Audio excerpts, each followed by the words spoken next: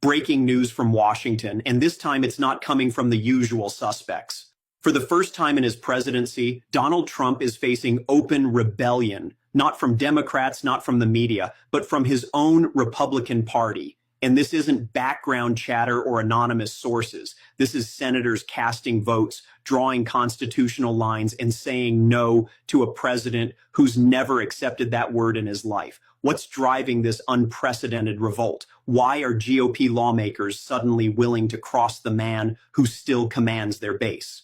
And what does it mean when emergency declarations, war powers, and institutional breakdown all collide at once? Stay with me, because what's unfolding right now isn't just another political fight. It's a test of whether American power answers to law or to one man's instincts. And the answer will reshape Washington long after Trump is gone. Here's what just happened. Republican senators joined Democrats to advance a war powers resolution specifically designed to limit President Trump's ability to launch unilateral military action.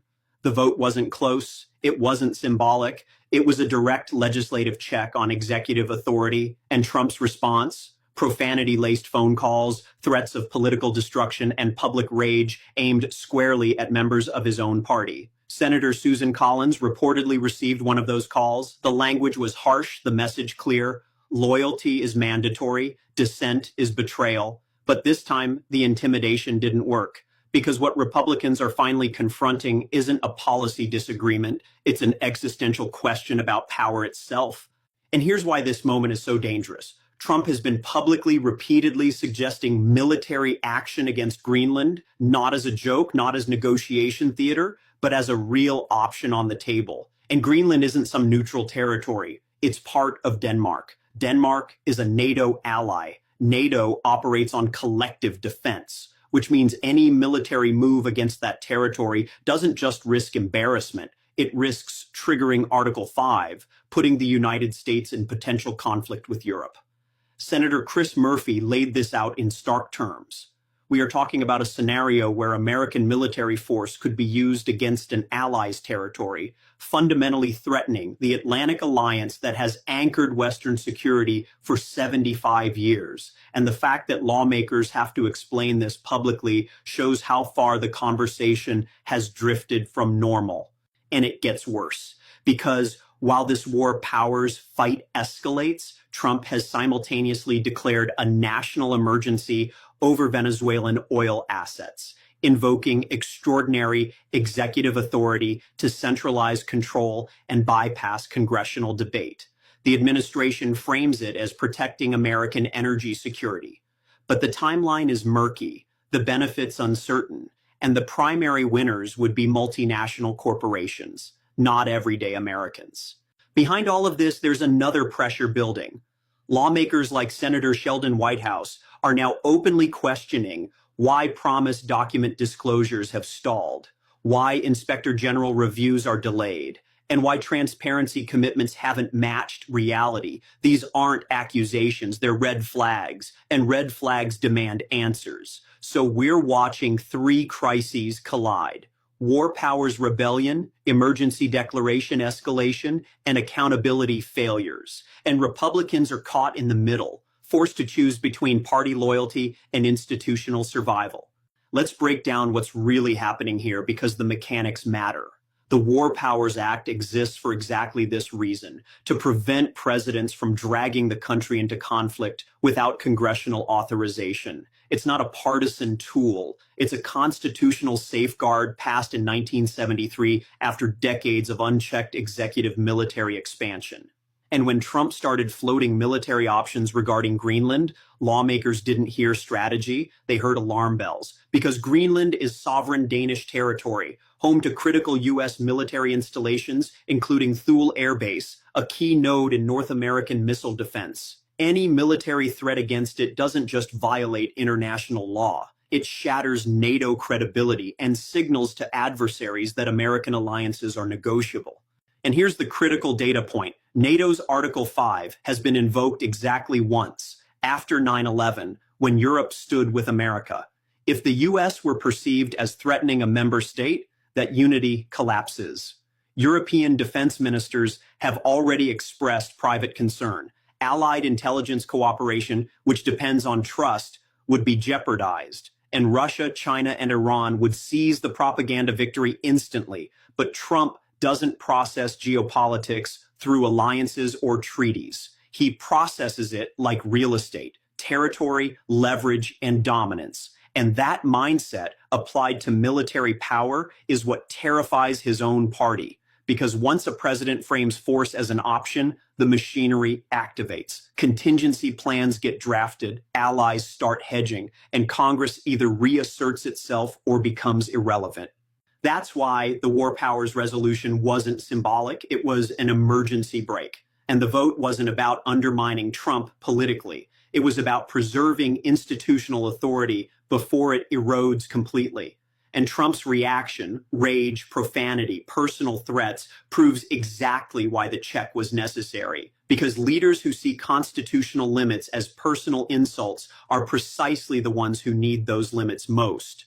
Now layer in the national emergency declaration over Venezuelan oil. On paper, it sounds strategic. Secure energy assets, reduce dependence on hostile regimes, protect American interests. But look closer. Venezuela's oil infrastructure is in ruins after years of mismanagement and sanctions.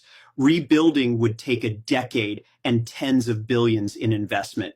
The primary beneficiaries wouldn't be American consumers. They'd be multinational energy giants with the capital and expertise to extract and refine heavy crude. And here's the timing problem. This emergency was declared not during an acute crisis, but during a domestic political firestorm over war powers and oversight, which raises the obvious question, is this about energy security, or is it about changing the subject and consolidating executive authority? Because emergencies do something powerful. They centralize decision-making, bypass normal legislative processes, and allow presidents to act unilaterally. And Trump has leaned into emergency powers repeatedly: border wall funding, COVID responses, trade restrictions, and now this. Each time, the threshold for what qualifies as an emergency gets lower and the scope of presidential action gets wider. And Republicans are finally noticing the pattern. Because today's emergency precedent becomes tomorrow's normal. And once you normalize unilateral executive power, it doesn't disappear when your party loses the White House. It gets inherited by whoever comes next. Now add the accountability layer. Trump campaigned on transparency, particularly regarding long classified documents. He promised rapid disclosure, suggested personal involvement, and framed it as a signature issue. But months later, the results don't match the rhetoric. Timelines have slipped, reviews have stretched, and lawmakers are now asking why. Senator Whitehouse specifically cited Inspector General compliance concerns and unanswered statutory deadlines. He's not alleging conspiracy, he's identifying process failure. And process failures matter because they reveal whether commitments were genuine or performative. And here's where it connects. Every time oversight tightens, Trump escalates the external drama, war threats get louder, emergency declarations multiply, the news cycle floods, and the underlying accountability questions get drowned out by spectacle. It's not subtle, it's strategy. The same strategy he's used for decades: flood the zone, change the subject, dominate the narrative, and exhaust the opposition. But Congress isn't an audience that gets bored and moves on. It's a co-equal branch with subpoena power, budget authority, and institutional memory. And some Republicans are remembering that they have power too, not just to support Trump, but to check him. And that realization is what's driving this revolt. Not ideology, not partisan gain, but the cold recognition that if they don't defend institutional limits now, those limits won't exist later. And history doesn't grade politicians on loyalty to leaders. It grades them on whether they preserved the system when it was under pressure. And right now, the pressure is coming from inside the White House. So who gets hurt when power concentrates and institutions weaken?